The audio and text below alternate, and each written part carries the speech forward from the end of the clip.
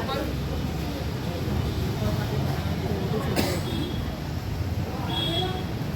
Table છે, નીચે જોતા રહેજો, પડી ના જાય એકદમ આગળ.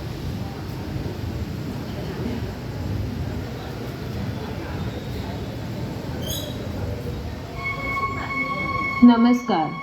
શ્રી કાંતારેશ્વર યુવક મંડળ આપ સૌનું હાર્દિક સ્વાગત કરે છે. દર વર્ષની જેમ આ વર્ષે પણ પેપર પસ્તીમાંથી શ્રીજીની પ્રતિમા અને તમામ વસ્તુઓ પેપર પસ્તીમાંથી બનાવેલ છે.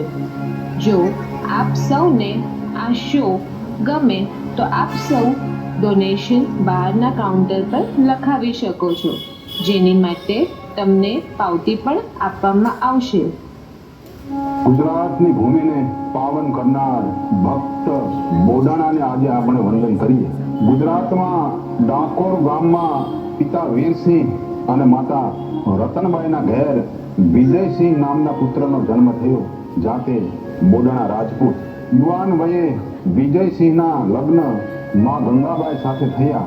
ખેતી કામ કરી પોતાનું ગુજરાન ચલાવે અને ભગવાન કૃષ્ણના ગુણગાન ગાય. બંને પતિ પત્ની એક વખત દ્વારકા જતા સંઘ સાથે દ્વારકા ભગવાન રણછોડરાયના દર્શન કરવા તેમની સાથે ગયા અને દર વર્ષે દ્વારકા જવાના નિયમ લીધા. દર વર્ષે પૂનમે ભક્ત બોડાણા ડાકોરથી દ્વારકા ચાલતા ચાલતા હાથમાં તુલસી રોપેલું કુંડું લઈ ભગવાનના દર્શને જતા.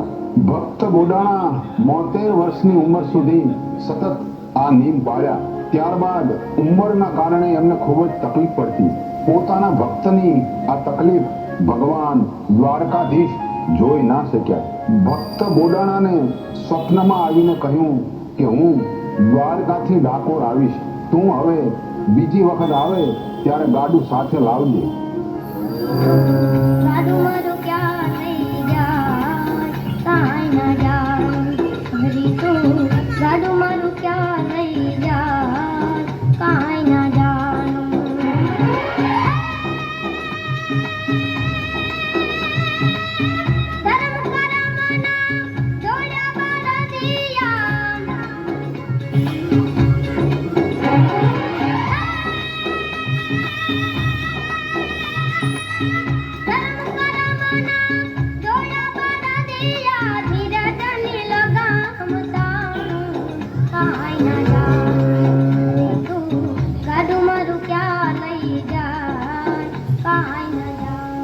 આ બાજુ દ્વારકાના મંદિરમાં ભગવાનને ન જોતા પૂજારીઓ સમજી ગયા કે ભક્ત બોડાણો જ ભગવાનને લઈ ગયા છે.